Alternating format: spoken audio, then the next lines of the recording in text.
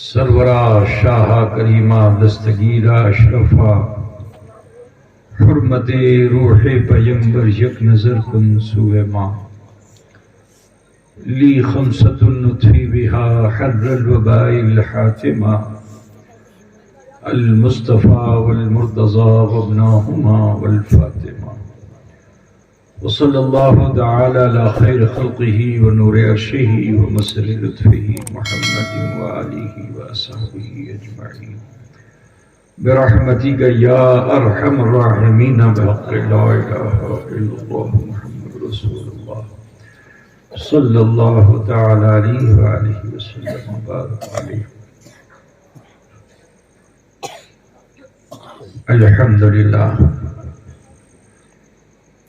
الحمد لله رب العالمين والعاقبة للمتقين والصلاة والسلام على سيد المرسلين وعلى آله الطيبين الطاهرين أما بعد فأعوذ بالله من الشيطان الرجيم بسم الله الرحمن الرحيم قل إن كنتم تحبون الله فاتبعوني يحببكم الله ويغفر لكم ذنوبكم والله غفور رحيم. صدق الله مولانا العظيم وبلغنا رسوله النبي الأمي الكريم ونحن على ذلك لمن الشاهدين والشاكرين والحمد لله رب العالمين. ذی وقار معزز علماء ملت اسلامیہ، شورائے اسلام، مدخان مصطفیٰ، نقیب جلسہ،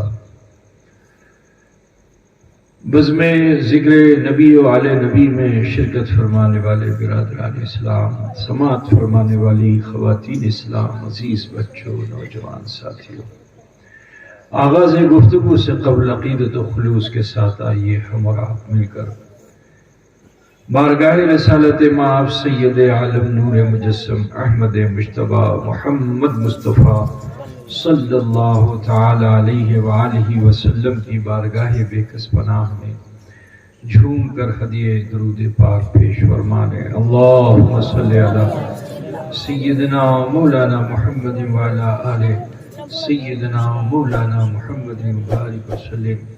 صلاۃ و سلام علیک یا رسول اللہ صلی اللہ تعالی علیہ وسلم. کافی دیر سے آپ تمامی حضرات اس محفل کی زینت بنے ہوئے ہیں. علماء ملت اسلامیہ کی زبانی ان کے مواعظ حسنہ سے آپ تمامی حضرات و خواتین مستفیض و مستنیر ہو رہے تھے. آخری وقت میں تھوڑا سا لمحہ مجھے بھی ملا ہے، اگر آپ اجازت دیں تو میں اپنی لب کشائی کی جسارت کر سکوں. یہ ماہ ربیع النور ہے. اس مہینے کی برکات سے آپ کو واقف ہیں. اس سے بڑی عید اور خوشی کیا ہو سکتی ہے کہ ہمارے آقا و مولا سید عالم نور مجسم احمد مجتبی محمد مصطفیٰ صلی اللہ تعالی علیہ وآلہ وسلم تشریف لائے. ہر طرف ظلمت کا دے تھے، اندھیرا تھا، تاریکی تھی، لیکن ان کا آنا کیا تھا؟ ایک انقلاب تھا. شب دیجور کے سینے کو چیر کر ہمارے حضور تشریف لائے اور دنیا کے کفر کے اندھیروں میں اسلام کا اجالا پھیلا. بہرحال میں نے جس آیت کریمہ کی تلاوت کا شرف حاصل کیا، اللہ رب العزت ارشاد فرماتا ہے قل ان کنتم تحبون اللہ فاتبعونی یحببکم اللہ ویغفر لکم ذنوبکم واللہ غفور رحیم. آسان سا ترجمہ یہ ہے کہ محبوب آپ ارشاد فرما دیجئے اللہ کو چاہنا چاہتے ہو، میری پیروی کرو، اللہ تمہیں چاہ لے گا. تم چاہنے کی آرزو کرتے ہو، اللہ تمہیں درجہ محب پر نہیں درجہ محبوبیت عطا فرما دے گا. اور یہاں میں جو کیونکہ یہ جلسے کا اختتام ہے اور اختتام جو ہے وہ دعا سے ہوتی ہے، اور میں آج آپ کو یہ بتا دینا چاہتا ہوں کہ وہ دعا مستجاب الدعوات ہو ہی نہیں سکتی جس دعا میں صاحب دعا شامل ہو۔ جب تک صاحب دعا شامل نہیں ہوگا دعا کامل نہیں ہوگی۔ اصول ہے، زندگی بھر آپ اللہ سے معافی مانگتے ہوئے اللہ معاف کر دے، اللہ معاف کر دے، اللہ خطا معاف کر دے۔ اس کی صفت ہے کہ وہ غفور ہے، وہ غفار ہے، لیکن بخشنے کا ایک طریقہ ہے۔ اللہ تعالیٰ نے اس نظام کائنات کو لفظ کن سے تخلیق فرما کر رانائیاں عطا فرما دی، لیکن ہر چیز کا ایک سسٹم ہے۔ دن ہے، رات ہے، صبح ہے، شام ہے نا، ہفتہ ہے، مہینہ ہے، سال ہے، جاڑا ہے، گرمی ہے، برسات ہے۔ تو اللہ تعالیٰ نے ایک سسٹم بنایا ہے۔ آپ کھیتی باڑی کرتے ہو، زمین میں بیج ڈالو گے، 3-4 مہینے کے بعد پھر اس میں سے بیج ملے گا، ہے نا۔ تو ایک سسٹم ہے۔ اسی طرح سے اللہ تعالیٰ نے ایک سسٹم بنایا ہے کہ دعا کی قبولیت کے لیے بھی جب تک صاحب دعا نہ ہوگا اللہ تعالیٰ اس کی دعا کو قبول نہیں کرتا ہے۔ بس اسی نظریے کو ذہن میں رکھیے اور میری گفتگو کو تھوڑی سی سماعت فرما لیجیے۔ اللہ کرے ہمارا آپ سب کا ایمان تازہ ہو جائے۔ میں بہت ہی آہستہ آہستہ سادگی کے ساتھ اب گفتگو کرنا چاہوں گا۔ جوش جذبے میں بہت سی باتیں لاؤڈ اسپیکر جو ہے ادھر ادھر کر دیتا ہے نا۔ تو میں چاہتا ہوں کہ وہ ادھر ادھر نہ ہو، جو کچھ بھی ہو وہ دل کے اندر ہو جائے، ہے نا۔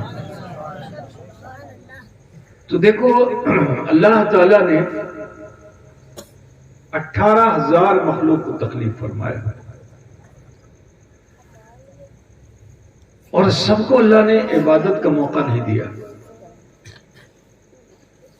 قرآن پاک میں رب تعالیٰ ارشاد فرماتا ہے یسبحون للہ ما فی السماوات والارض، جو کہ زمین و آسمان میں ہے سب اللہ کی تسبیح کرتے ہیں،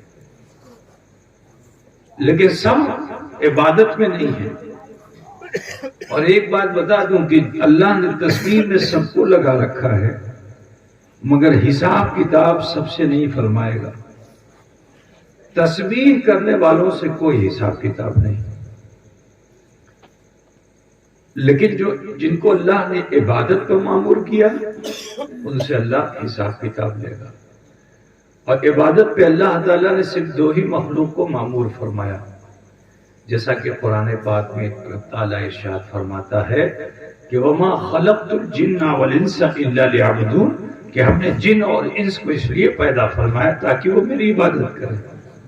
معلوم کیا ہوا کہ 18,000 میں سے 2 مخلوق ایسی جس کو اللہ نے عبادت پر مامور کیا ہے۔ ٹھیک، ہم سے پہلے اس دنیا میں اجنہ کی بستی تھی، یہ زمین آگ کا گولا تھی، اور جنوں کا سردار تو ایسا عابد تھا کہ اس نے زمین کا کوئی حصہ چھوڑا نہیں، چپے چپے پہ اس نے عبادت کی۔ اور ایک اصول ہے کہ جب بندہ عابد ہو جاتا ہے تو اللہ اس کو بلندی دیتا ہے،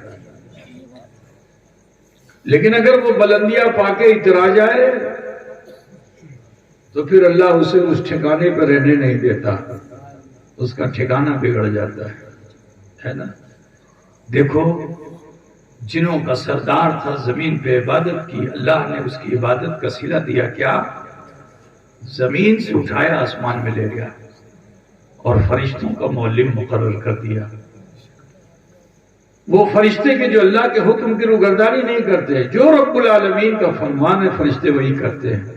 اگر اللہ نے حکم دے دیا کہ صرف تمہیں ندا دینی ہے، تکبیر کہنی ہے، تو فرشتوں کی ایک جماعت سے کہ صرف قیامت تک جب تک دنیا قائم رہے گی اللہ اکبر کی صدا بلند کرتے ہیں۔ کچھ فرشتے ہیں جنہیں اللہ نے رکوع میں رکھا ہے، اب وہ قیامت تک رکوع ہی میں رہیں گے۔ کچھ کو قیام میں رکھا ہے، کچھ کو سجدے میں رکھا ہے، کچھ کو قاعدے میں رکھا ہے۔ جس کو جس حال میں رکھا ہے فرشتے ویسے ہی رہیں گے، اللہ کے حکم کی روگردانی نہیں کرتے ہیں۔ لیکن دیکھو یہ نیچے سے اٹھ کر اوپر جانے والی مخلوق جسے جن کہتے ہیں، جنوں کا سردار کہتے ہیں، یہ خوش فہمی میں مبتلا ہو گیا کہ میں بڑا قابل ہوں، میں فرشتوں کا معلم بن گیا ہوں، تو درس دیتا کیا تھا، دیکھو اللہ کا حکم اگر نہیں مانو گے، اگر اللہ کا حکم نہیں مانو گے، روگردانی کرو گے، تو یہ لعنت کا توق جو ہے تمہاری گردن میں ڈال دیا جائے گا، جو خطا کرے گا اس کی گردن میں ڈال دیا جائے گا۔ تو اسے یہ زوم ہو گیا کہ میں تو ناری ہو کر نوریوں کا معلم بن گیا، متکبر ہو گیا۔ اور اللہ تعالیٰ تو علیم بھی ہے، خبیر بھی ہے، دلوں کے حال سے واقف ہے۔ تو جانتے ہو اللہ تعالیٰ نے حالات ایسے بنا دیے کہ وہ نعمتوں کے شکر سے جدا ہو کر کفر کی طرف چلا جائے، کیونکہ اللہ تعالیٰ نے مخلوق کی تخلیق سے پہلے تقدیر کو بنایا ہے، پہلے تقدیر بنی پھر مخلوق بنا، ٹھیک ہے نا؟ تو اب یہ عزازیل جو فرشتوں کو درس دیتا تھا، اللہ تعالیٰ نے اسی درمیان ارشاد فرمایا انی جاعل فی الارض خلیفہ، میں زمین پر اپنا نائب بنانے جا رہا ہوں۔ میں آپ سے ایک بات معلوم کرنا چاہتا ہوں، مولانا وزیر الدین صاحب میرے والد گرامی کے خلیفہ ہیں، ان کا وجود تھا جبھی تو خلافت ملی، اگر وجود نہ ہوتا تو خلافت ملتی؟ بولیے مولانا کسی مدرسے کے مدرس ہیں یا مسجد کے امام ہیں، وجود ہے جبھی ہوں گے نا، لیکن اگر وجود نہیں ہے تو منصب ملے گا؟ وہ چاہے مولانا منصور صاحب ہوں، ہے نا، تو جب منصب اسی وقت ملے گا جب وجود ہوگا۔ اللہ نے کیا فرمایا انی جاعل فی الارض خلیفہ، جس وقت رب نے یہ فرمایا تھا، بولو انسان کا وجود تھا، بشر کو اللہ نے پیدا کیا تھا، بشر کے سوا ساری مخلوق پیدا ہو گئی تھی، وہ حضرت بشر نہیں پیدا ہوئے تھے، انسان نہیں پیدا ہوا تھا، ساری مخلوق پیدا ہو گئی تھی۔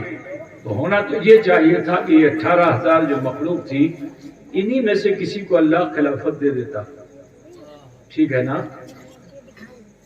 تو پتہ کیا چلا، فعل الحکیم لا یخلو عن الحکمہ، حکیم کا کوئی بھی فعل حکمت سے خالی نہیں ہوتا ہے۔ اللہ نے بشر کو تو نہیں پیدا کیا تھا، لیکن روح خیر بشر پیدا فرما دی تھی۔ سبحان اللہ۔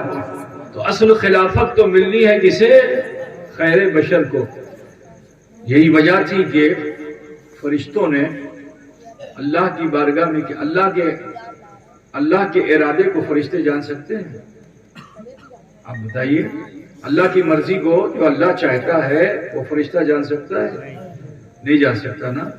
لیکن دیکھو یہ صدقہ ہے میرے نبی کا کہ اس نبی محترم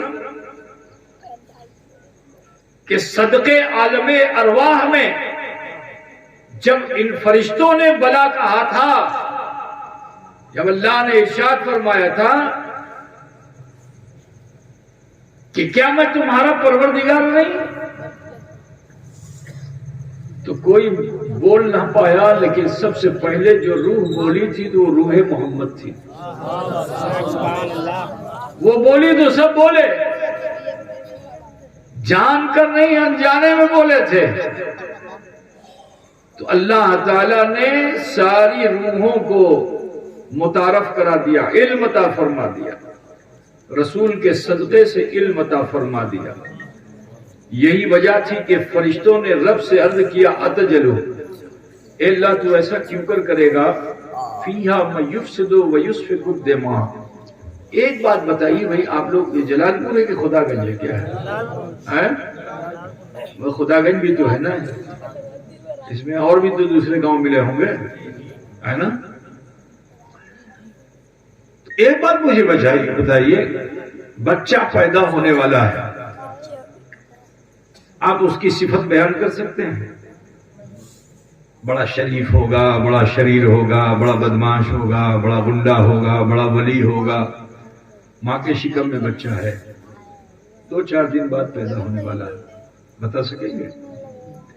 جب وہ پیدا ہو جائے گا اور اس کی ایکٹیویٹی سے بچپن سے ہی، پھر اس کی خصلت کے تعلق سے اسے جب لوگ دیکھیں گے تو اس کے پالنے سے ہی کہنا شروع کر دے بڑا شریر ہے، ہاتھ پیر بہت مارتا ہے، بڑا شریف ہے، روتا نہیں ہے، ٹھیک ہے نا، ماں کو پریشان نہیں کرتا ہے زیادہ، بڑا شریف ہے. اب یہاں سے شروع ہو جائے گا. اب اس کی ایکٹیویٹی جیسے جیسے وہ آگے دن اس کے بڑھتے جائیں گے اور پھر وہ سوچ سمجھ کے قریب جب ہو جائے گا تو پھر اس کی شرافت اور شرارت کے تعلق سے محلے والے گاؤں والے تبصرہ کرنا شروع کر دیں گے، ہے نا. جب ذات ہوگی تو صفت ہوگی، اب ذات ہی نہیں تو صفت کہاں سے. لیکن حیرت ہے کہ فرشتوں نے کیا کہا، اتجلو فیہا ویفسد ویسفک الدماء، اے اللہ وہ تو جھگڑے بھی کریں گے، خون خرابہ کریں گے، جسے تو خلافت دینے جا رہا ہے وہ تو جھگڑا بھی کریں گے. ابھی خیال کیجئے ذات ہوئی نہیں، صفت کا پتہ. تو ذرا سوچو کہ میرے مصطفیٰ کے صرف بولی کو کوئی بول دے محبت سے تو اللہ اسے ایسا علم عطا فرما دیتا ہے کہ ہونے والی ذات کا بھی پتہ فرشتوں کو ہے اور اس کی صفات کا بھی پتہ فرشتوں کو ہے. تو جب غلامان محمد کا یہ عالم ہے تو میرے مصطفیٰ کا عالم کیا سبحان اللہ، نعرہ تکبیر. اور کوئی غیب کیا تم سے نہا ہو بھلا، جب نہ خدا ہی چھٹو پہ کرو. نعرہ تکبیر، نعرہ رسالہ، نعرہ رسالہ، فیضان مخدوم سمرہ، فیضان تاج الاولیاء، فیضان تاج الاولیاء، نعرہ تکبیر، نعرہ رسالہ. نعرہ بہت زیادہ لگا نہیں ضرورت. ماشاءاللہ بہت بیدار مجمع ہے. 30-35 سال تو مجھے بھی ہو گیا آتے ہوئے، 30-35 سال سے تو آئی رہا ہوں میں.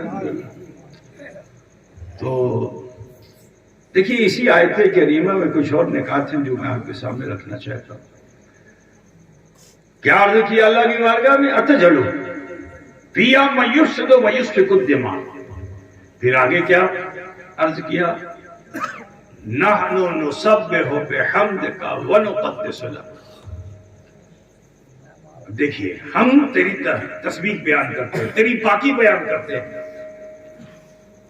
ہم ہی کافی ہیں. آپ سمجھ رہے ہیں؟ سمجھ رہے ہیں؟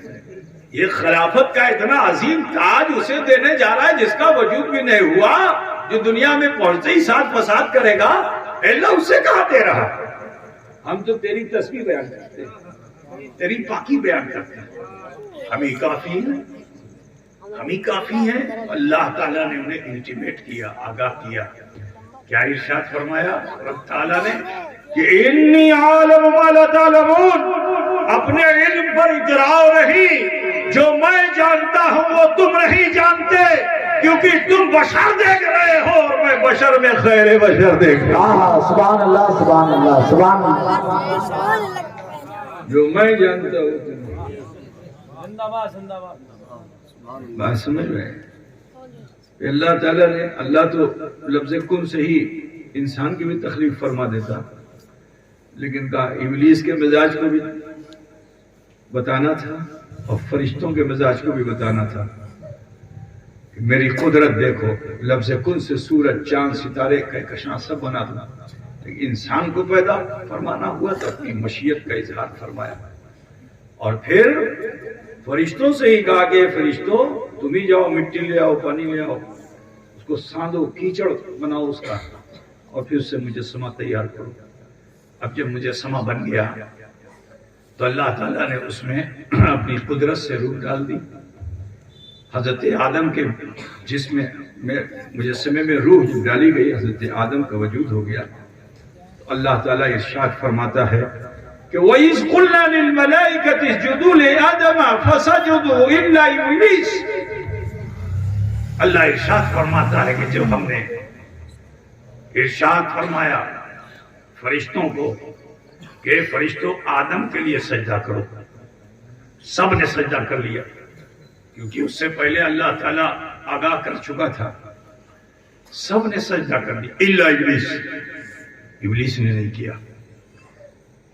میرا وجدان کہتا ہے کہ اگر ابلیس سجدہ نہ کرتا تو وہ مستثنی رہتا، الگ رہتا، کیونکہ وہ فرشتہ نہیں تھا.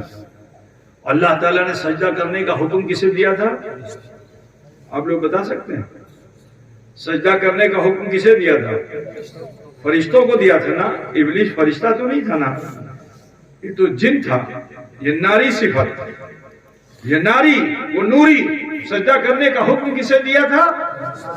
نوریوں کو دیا تھا. یہ تو ناری تھا. اگر خاموش کھڑا رہتا تو بچ جاتا. لیکن میں آپ کو ایک بات بتا دوں, جو گستاخ نبی ہوتے ہیں وہ خاموش رہتے نہیں ہیں. واہ واہ واہ سبحان اللہ. گستاخی کہیں نہ کہیں کر ہی ڈالتے ہیں. بات سمجھے نا. تو اللہ نے اس سے پوچھا بھی نہیں کہ تو نے سجدہ کیوں نہیں کیا. اللہ تعالیٰ نے نہیں پوچھا تو نے سجدہ کیوں کیا. لیکن جب کوئی انسان غلطی کرتا ہے تو اپنی غلطی کو چھپانے کے لیے پھر دو چار غلطیاں اور کر ڈالتا ہے نا بھائی. انسان جب غلطی کرتا ہے تو اس غلطی کو چھپانے کے لیے کئی غلطیاں اور کر ڈالتا ہے. اللہ تعالیٰ نے اس سے نہیں ارشاد فرمایا کہ تو نے سجدہ کیوں نہیں کیا, لیکن اس نے کیا کہا, اے اللہ میں کیسے سجدہ کرتا. اللہ نے ابھی تو اسے مردود نہیں کیا, ٹھیک ہے نا. کہا اے اللہ میں کیسے سجدہ کرتا. خلقتنی من نار, اے اللہ تو نے تو مجھے آگ سے پیدا کیا اور اسے تو نے مٹی سے پیدا کیا. اس کی خاصیت پست ہے, میری خاصیت بلند ہے, کیسے میں سجدہ کرتا. یہی تھا اس کا تکبر. بات کو سمجھیے گا سادگی سے, ٹھیک ہے. یہی اس کا تکبر تھا. قرآن کہہ رہا ہے, اللہ رب العزت ارشاد فرما رہا ہے, ابا واستکبر وکان من الکافرین.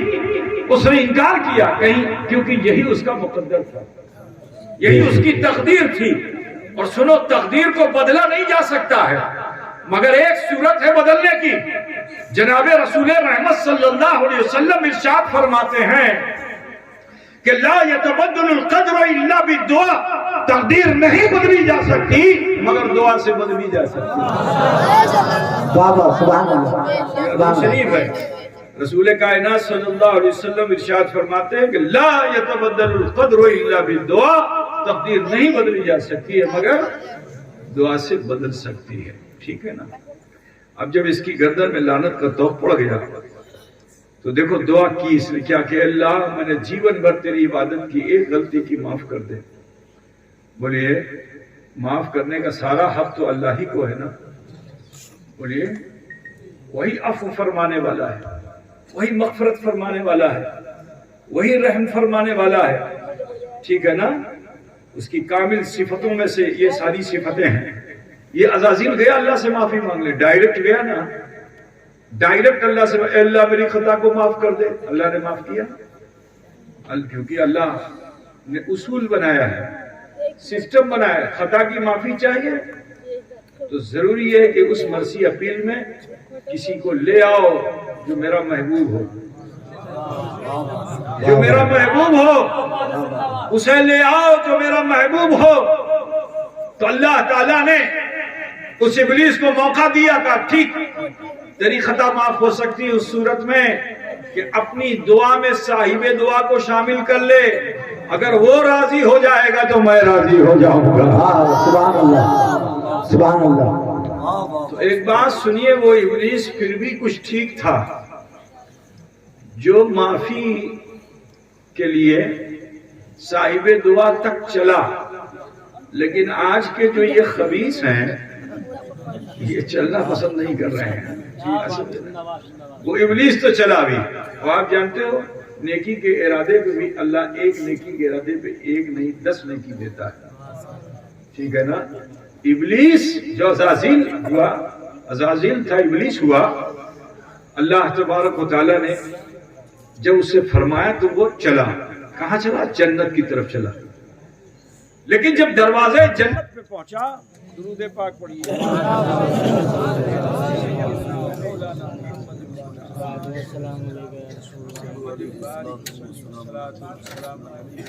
آپ آواز بلند پڑھیے. اللہ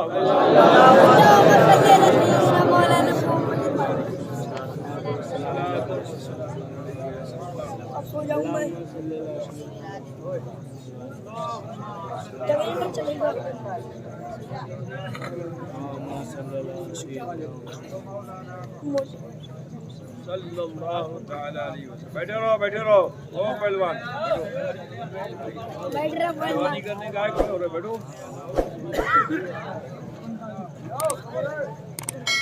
अच्छा समाज फरमाइए, अभी इतने लोग हैं मेरी आवाज सुन सकते हैं।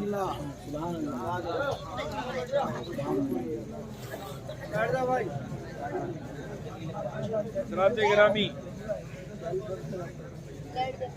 तो वो इब्लीस ने जब जन्नत को देखा तो जन्नत के हुस्नो जमाल को देखकर उसमें हसद पैदा हो गई।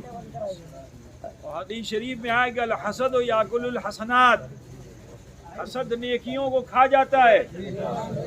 जो कुछ 2-4 कदम चला था, जो उसके अमाल में नेकियां आने वाली भी थी, वो भी ज़ाइल हो गई।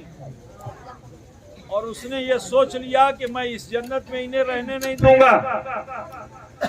आखिर उसने अपनी तरकीब से हजरत आदम और हवा को के पास गया और फिर हजरत आदम और हवा ने उस फल को खा लिया जिसे अल्लाह ने, जिसके दरख्त के करीब भी अल्लाह ने जाने से मना किया था। गुल्ले बहिश्ती उतर गया। आदम अलैहिस्सलाम इस दुनिया में आए, वो तो नबी है ना, नबी के इशारे पर कायनात का निजाम चलता है। लेकिन हजरत आदम अला नबी अलैहि तहियतो व सना जब दुनिया में तशरीफ लाए, बीवी बिछड़ गई। 350 साल तक हजरत आदम अलैहिस्सलाम ने दुआ की कि अल्लाह मेरी बीवी से मिला दे। बोली ये दुआ डायरेक्ट थी कि नहीं थी? नबी की दुआ है, डायरेक्ट है। तवज्जो चाहता हूं, नबी की दुआ है, डायरेक्ट है। 350 साल तक आपकी दुआ कबूल नहीं हुई। होना तो ये चाहिए था कि आप सिर्फ लब पे इल्तिजा सजाते और दुआ कबूल हो जाती, लेकिन अपने लिए मांग रहे थे। अल्लाह ने उसूल बनाया है कि दुआ के लिए साहिबे दुआ का होना जरूरी है, वो नबी हो या गैर नबी हो। आओ देखो, हजरत आदम 350 साल तक दुआ करते रहे अपने लिए, अल्लाह ने दुआ कबूल नहीं की। लेकिन जब आप अरफात के मैदान में मक्के मुकर्रमा जहां है वहां पहुंचे और जबले रहमत में गए, तो उस वक्त ख्याल आया कि मेरी दुआ कबूल क्यों नहीं होती। तो गौर किया। किस चीज पे गौर किया? अपने माजी पे, अतीत काल में। तो जो गौर किया तो देखते क्या है कि कुछ मलाइक मेरे कदमों पे थे। मैंने अल्लाह से अर्जी लगाई थी, अल्लाह वो कौन सी खूबी है कि ये फरिश्ते मेरे कदमों में है। अल्लाह ताला ने उस खूबी को जो पुश्ते आदम में थी निकाल कर पेशानी आदम में रख दी थी। जब मैं झुकने लगा था तो रब ने फरमाया था कि अपने सर को झुकाना नहीं, क्योंकि तुम झुक जाओगे तो पूरे मोहम्मद झुक जाएगा। लिहाजा आदम तो अपने सर को ऊपर उठाओ। उन्होंने जो ऊपर उठाया तो अर्श पे जहां अल्लाह का नाम, वहां मोहम्मद रसूलुल्लाह का नाम। जन्नत में हर बुलंद मुकाम पे जहां अल्लाह का नाम, वही मोहम्मद रसूलुल्लाह का नाम। यकीन हो गया कि यही वो जात है कि जो अल्लाह को महबूब है। तो लिहाजा हजरत आदम अब बीवी के ख्याल से निकल गए और रब के हबीब के ख्याल में आ गए। अब जो ख्याल में आए तो तस्वुर में एक तस्वीर बनी, एक खाका बना, क्योंकि नामे मोहम्मद देखा था ना। तो इश्क जब बढ़ा तो अल्लाह से अर्ज क्या करते हैं, अल्लाह मैंने अपने नाखूनों को साफ कर लिया। या अल्लाह, नबी के नाखून में क्या था कि वो ये कह रहे हैं कि नाखूनों को साफ कर लिया। तो मैं जब आया खुदागंज तो यहाँ मैंने देखा कि बिस्तर पे फूल बिछा के रखे हुए महफूज। और मैं जब पहुंचा तो वो फूल हटा रहा। मैंने कहा या अल्लाह, इतना अच्छा खूबसूरत बिस्तर बना के रखा था, फूलों से सजा के रखा था। मैं जैसे ही पहुंचा इसने फूलों को हटा दिया। वजह क्या है? अब जब उससे पूछा गया तुमने हटाया क्यों? कहा जब तक हजरत नहीं आए थे इन फूलों से तसल्ली ले रहा था, लेकिन जब हजरत आ गए तो अब ये फूल नहीं अच्छे लग रहे हैं, हजरत अच्छे लग रहे हैं। ये मोहब्बत सुभान अल्लाह है ना भाई। तो आदम अलैहिस्सलाम ने भी अपनी मोहब्बत की इंतहा पेश कर दी कि अल्लाह, मैंने अपने नाखूनों को साफ कर दिया है, अब इसी नाखून पे तस्वीर मोहम्मद को उतार दे, मैं उसे देखना चाहता हूँ, मैं उसकी ज़ियारत करना चाहता हूँ। अल्लाह ताला ने फौरन حضرت آدم کی دعا کو قبول کر لیا اور تصویر محمد کو اتار دیا. اب جو تصویر محمد اتری خیال کیجئے میرے بھائی، میری طرف دیکھیے آپ.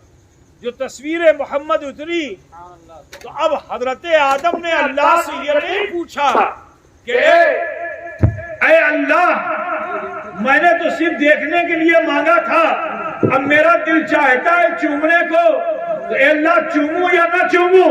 حضرت آدم نے یہ پوچھا نہیں، کیونکہ یہ ان کی طبیعت نہیں تھی، یہ ان کی عقیدت تھی. تو سنو، عقیدت، مومن کی عقیدت کو اللہ شریعت بنا دیتا ہے. برادران ملت اسلامیہ، اللہ نے دکھایا تھا اس لیے تاکہ آدم دیکھے، دیدار کریں، لیکن عشق نے کہا اے آدم یہ تو حبیب کبریا ہے، اسے دیکھنا ادب کے خلاف ہے، اسے چومنا ادب کے موافق ہے، کیونکہ جسے چاہا جاتا ہے اسے چوما جاتا ہے. سبحان اللہ، سبحان اللہ. زندہ باد.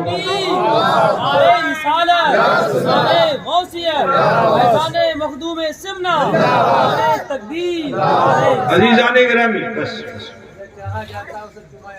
جسے چاہا جاتا ہے اسے چوما جاتا ہے. اب دیکھو وہی ایک نظیر اور دے دیتا ہوں. جیسے ہی چوما حضرت حوا کہاں ملی؟ پشت کے پیچھے. ملنے کے لیے تو سامنے ہونا چاہیے نا، لیکن ملی کہاں؟ نبی وہ ہوتا ہے جو غیب کی خبریں دیا کرتا ہے. مسلمانوں، اب جب حضرت حوا سے آدم کا ملن ہوا، ملاقات ہوئی، تو فطرت انسانی ہے جس سے رشتہ ازدواج ہوتا ہے. تو جب میاں بیوی بہت دنوں کے بعد ملتے ہیں تو چاہے جتنے بے باک دونوں ہوں، چاہے جتنے بے تکلف ہوں، لیکن جب بہت دنوں کے بعد ملیں گے تو حیا آتی ہے. اور جب حیا آتی ہے تو انسان کی نگاہ خود بخود جھک جاتی ہے. یہ فطرت انسانی ہے. تو حضرت آدم علیہ السلام کی جو حضرت حوا سے جنت کے بعد دنیا میں پہلی ملاقات ہوئی، حیا دامن گیر ہوئی، دونوں کی نگاہیں جھک گئی. الحیاء شعبۃ من الایمان. آج ہمارے سماج سے یہ چیز نکل چکی ہے. حیا نام کی چیز نہیں. مردوں میں تو مردوں، عورتوں میں بھی حیا نہیں ہے.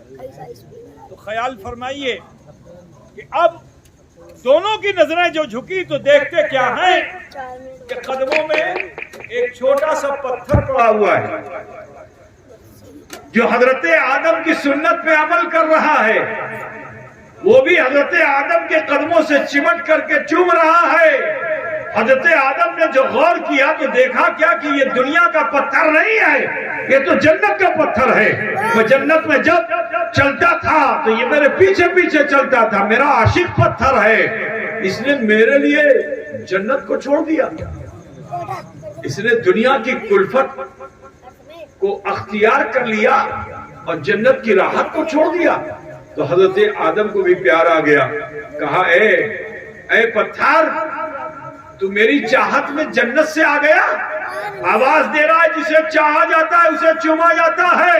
تو سنو، چاہنے والے کو قدموں کی ٹھوکر نہیں بنایا جاتا، سینے سے لگایا جاتا ہے. سینے سے لگایا جاتا ہے. آیا پتھر کو سینے سے لگا لیا. اور سنو، جس کو نبی سے نسبت ہو جاتی ہے اس کی تاثیر تھوڑی سی دیکھ لو، پھر آگے بڑھتا ہوں میں. نبی سے جس کو نسبت ہو جاتی ہے نا، آدم علیہ السلام سے اس پتھر کو نسبت. ایک بات بتاؤ، پتھر کو دیکھنے کی صلاحیت ہے؟ پتھر سن سکتا ہے؟ پتھر دل کا حال جان سکتا ہے؟ بولو، پتھر دل کا حال جان سکتا ہے؟ نہیں جان سکتا ہے. نہ دیکھ سکتا ہے، نہ سن سکتا ہے، نہ دل کا حال جان سکتا ہے، نہ کچھ لے سکتا ہے، نہ کچھ دے سکتا ہے نا بھائی؟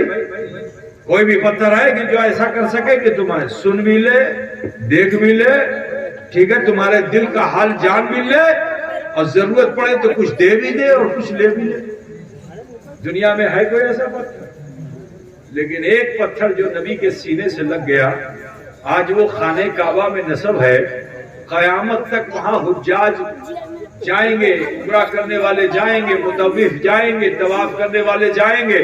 اور جب اس حجر اسود کے سامنے آئیں گے، اب وہ چاہے جتنی دور سے طواف کریں، چاہے 60 کے طواف کریں، چاہے 1 کلومیٹر دور سے، چاہے 2 کلومیٹر دور سے، چاہے پہاڑ کے پیچھے سے طواف کریں، جہاں تک حرم ہے وہاں سے مطاف بنا لے، وہاں سے طواف کریں، یہ پتھر اسے دیکھتا ہے۔ بے شک سبحان اللہ۔ یہ پتھر جسے حجر اسود تم کہتے ہو یہ دیکھتا ہے۔ کیوں دیکھتا ہے؟ کیونکہ اس کو نبی کے سینے سے نسبت ہو گئی، وہ نبی کے سینے سے لگ گیا تو اس میں دیکھنے کی ایسی صلاحیت ہو گئی کہ اگر تم دیوار کے پیچھے بھی ہو، آج لوگ کہتے ہیں کہ نبی کو دیوار کے پیچھے کا علم نہیں، ارے نبی کے قدم سے حجر لگ جائے تو وہ دیوار کے پیچھے دیکھتا ہے، تو جب حجر کا یہ عالم ہے تو خیر بشر کا عالم کیا ہوگا؟ دور نزدیک کے سننے والے وہ کانے لالے کرامت پہ لاکھوں سبحان اللہ سبحان اللہ۔ برادران ملت صرف دیکھتا ہی نہیں ہے، قریب جاؤ تو حکم میں چومو، اس سے ذرا دور ہو تو لاٹھی کو اشارہ کر کے لاٹھی کو چومو، اور دور ہو تو پھر اپنا دونوں ہاتھ سامنے کر کے بالکل فلائنگ کس ہے، اس کو ہوا میں اڑتی بھی کس چومو، بات سمجھ رہے ہیں نا؟ اور اگر آپ دیوار کے پیچھے بھی تو بھی دیکھتا ہے، اور صرف تمہیں دیکھتا ہی نہیں تمہارے دل کا حال بھی جانتا ہے کہ منافق گیا ہے یا موافق گیا ہے۔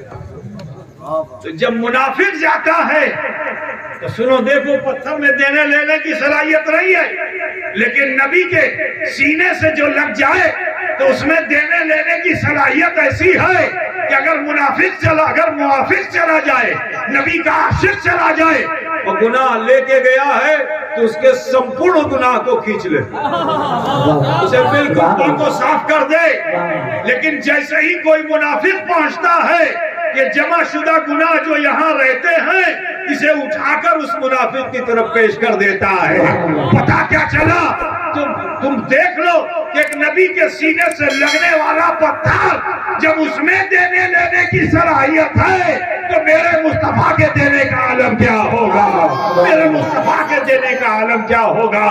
نبی فرماتے ہیں کہ اللہ موتی وانا من القاسم، کہ اللہ دیتا ہے اور میں بانٹ دیتا ہوں۔ سبحان اللہ سبحان اللہ۔ نعمتیں بانٹتا جس سمت وہ ذیشان گیا۔ اعلیٰ حضرت بریلوی کا اطراف ہے اس لیے شعر انہی کا پڑھنا چاہیے۔ تو اعلیٰ حضرت فاضل بریلوی فرماتے ہیں کہ نعمتیں بانٹتا جس سمت وہ ذیشان گیا، ساتھ ہی منشی رحمت کا قلم دار گیا۔ واہ سبحان اللہ۔ ٹھیک ہے بھائی؟ تو پتہ کیا چلا کہ آدم کی بھی دعا ڈائریکٹ نہیں قبول ہوئی، انڈائریکٹ قبول ہو گئی۔ ہاں بھائی؟ اچھا، کوئی بہت پڑھا